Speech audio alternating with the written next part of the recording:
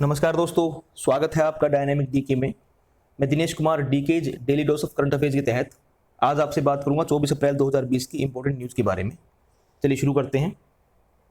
बात करते हैं कोविड-19 पर अपडेट की। देश में पिछले 24 घंटों में कुल 1229 लोग इससे इन्फेक्टेड हुए हैं और देश में इन्फेक्टेड लोगों की संख्या बढ़कर 21,700 हो गई है। 4,325 लोग इससे अब तक ठीक हो चुके हैं, जबकि 686 लोगों की इससे अब तक डेथ हुई है। हमारी मिनिस्ट्री ऑफ हेल्थ के स्पोक्स पर्सन ने बताया कि देश में कोरोना मरीजों की ठीक होने की जो रेट है वो लगभग 19.89% हो गई है। देश के 78 जिलों में पिछले 14 दिन में किसी भी व्यक्ति के इन्फेक्शन का मामला सामने नहीं आया है। तो ऐसे जिलों की संख्या भी बढ़ रही है जहां पर कोविड-19 के मामले लंबे टाइम से नहीं आ रहे हैं। पिछले एक महीने में सरकार ने जो टेस्टिंग फैसिलिटीज़ हैं उनको बढ़ाया है और 5 लाख से ज़्यादा सैंपल्स की टेस्टिंग की गई है। पिछले महीने से कोविड अस्पतालों की संख्या जो है वो 3.5 गुना और आइसोलेशन जो बेड्स हैं उनकी संख्या 3.6 गुना बढ़ी है।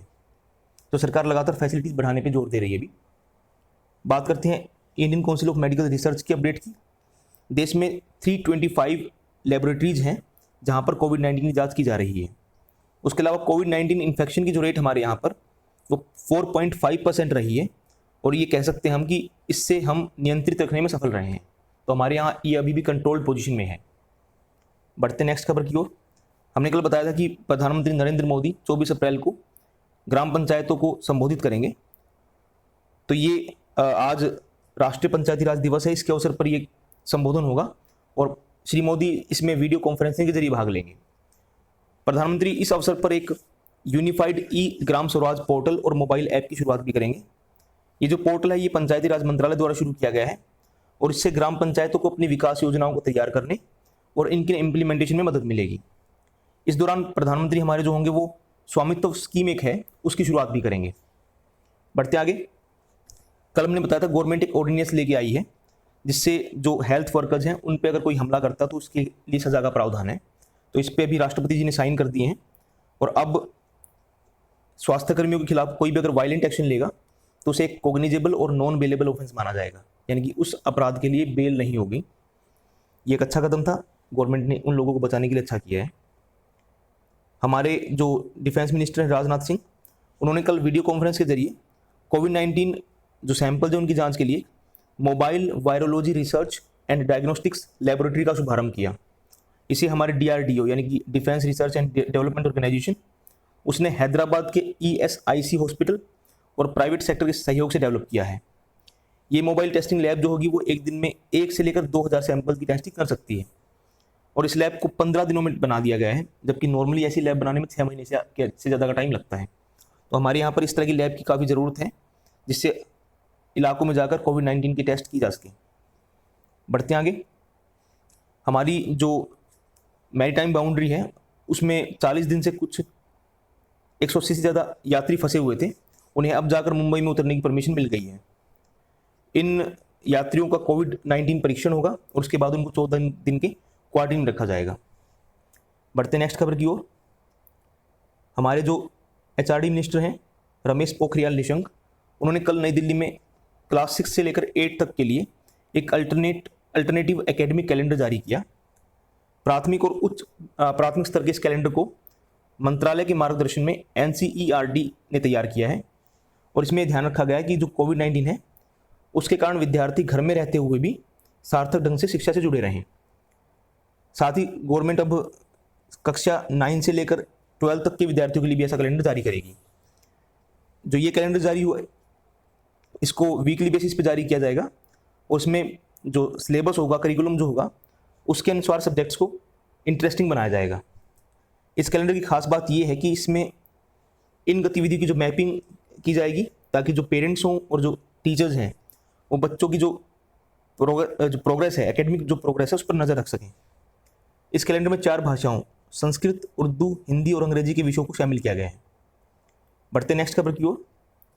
सेंट्रल गवर्नमेंट ने कोविड-19 के कारण जो फाइनेंशियल जो कंडीशन पैदा हुई हैं उसे देखते हुए अपने कर्मचारियों की महंगाई भत्ते पर रोक लगा दी, बढ़ाने पर रोक लगा दी। उसके कोविड-19 के कारण ये डिसीजन लिया गया है कि 1 जनवरी 2020 से कर्मचारियों की महंगाई भत्ते की किस्त जो होगी और पेंशन भोगी को जो महंगाई राहत राशि जो होगी उसका भुगतान नहीं किया जाएगा। 1 जुलाई 2020 और 1 जनवरी 2021 से महंगाई भत्ते और महंगाई राहत की जो किस्त होगी उसका भी भुगतान नहीं किया जाएगा।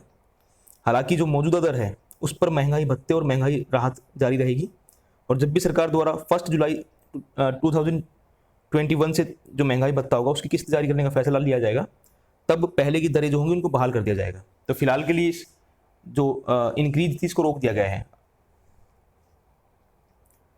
बढ़ते आगे, बात करते हैं ग्लोबल प्रेस फ्रीडम इंडेक्स की।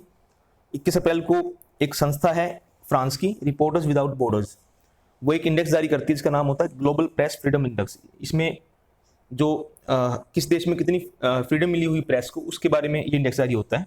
भारत को इसमें 142वां स्थान मिला है 180 देशों में से, और नॉर्वे इसमें सबसे पहले नंबर पे आया है।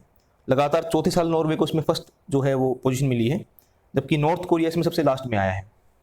भारत के पड़ोसी देश चीन को इसमें 177वां यानी कि 177, पाकिस्तान को 145 और बांग्लादेश को 151 जो है वो रैंकिंग मिली है।